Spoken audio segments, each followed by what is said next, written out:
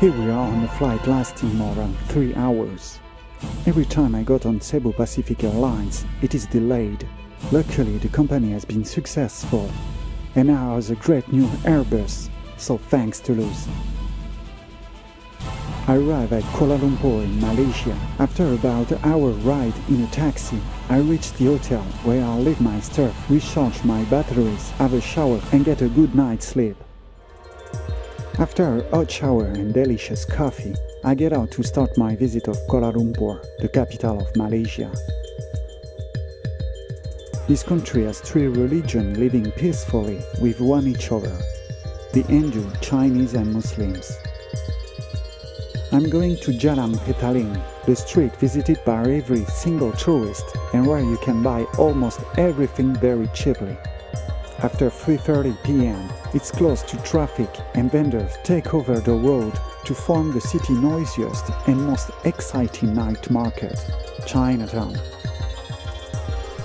As you can see, I can buy fake brains. Do be aware that if you go into Chinatown by taxi, say Jalan Petaling Chinatown and not just Petaling, or else you will find yourself outside the city. And I know that from personal experience. Now, let's go around Chinatown. This is a century-old Hokkien temple. Like all the Chinese temples, Guanyin Temple is protected at the entrance by a pair of lion statues. Note that its roof is decorated with 1,000-armed and 1,000-eyed Guanyi, the goddess of mercy.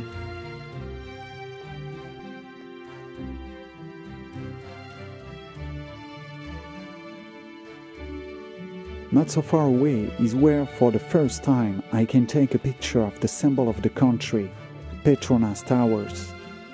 It's not a very good angle, so I promise to do better next time, okay? It's impossible to get in, but I have a great view to take some photos of the Chinese Assembly Hall formed by the different Chinese clan associations. We're still in Chinatown, and this time I knocked sideways. For the first time, I reached Sri Meyaman Hindu Temple, but before going in, you mustn't forget to take off your shoes. This is a getaway tower adorned with statues of Indian deities built in 1973 and dedicated to the mother goddess Mariamman.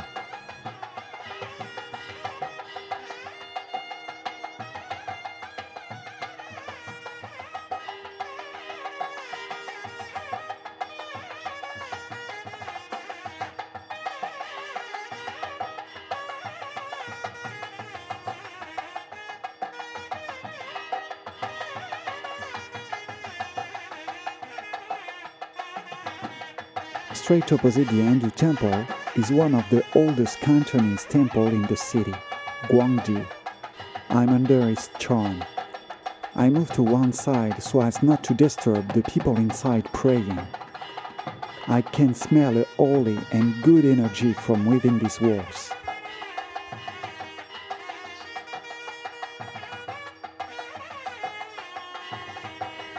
As for dinner, I eat junk food. Yes, I know that I'm in Asia and I shouldn't be eating that, but just this once, because I have done it every time since my first time in Asia in 1999 and I'm just trying the local products. After this very spicy dinner, I will try to film and get some photos of the building. Watch where you step, Lionel. In fact, at night, every building comes alive, and it is truly amazing.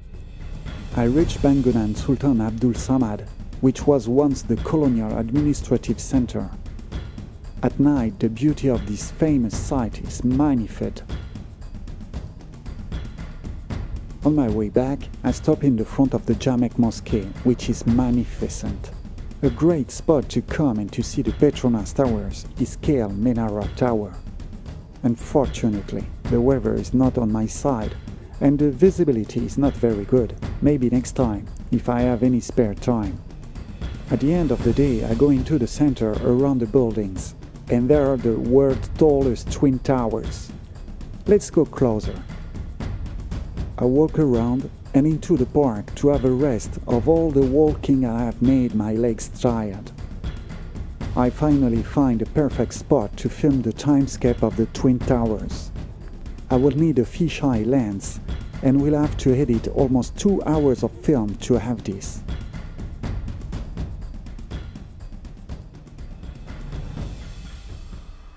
Today I'm going to meet a Silat master, a Malaysian and Indonesian art. His style is from the palace Silat Melayu, and not Seni Silat because they come from outside the palace.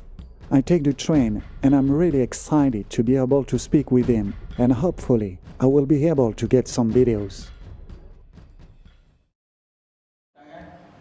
The day after, I will join to a seminar about the kris, the ancestor dagger. As I'm on holidays and not filming a documentary, I don't have any videos to share, but I might do next time.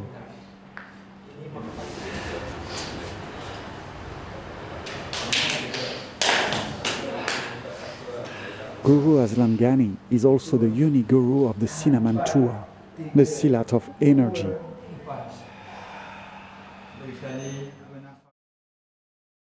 I bought this book to learn more about him. Last day in Malaysia. No visit to Kuala Lumpur is complete without a trip to Batu Caves. It was a popular picnic spot for the British during the colonial years. At the entrance, measuring at the height of 33 meters, is the world's tallest statue of Murugan. Just behind are 272 stairs that leads to the temple cave. In the middle, I have a pleasant surprise with a lot of monkeys looking for food. This is the end of my trip and it's time for me to go back home. Unfortunately, I didn't have the time to see all of the beautiful things around. See you soon on the road with Imagin TV. And don't forget to watch our big collection of martial arts DVDs with great masters. And also our 2 documentaries, Filipino Warriors and Okinawa, the birthplace of karate.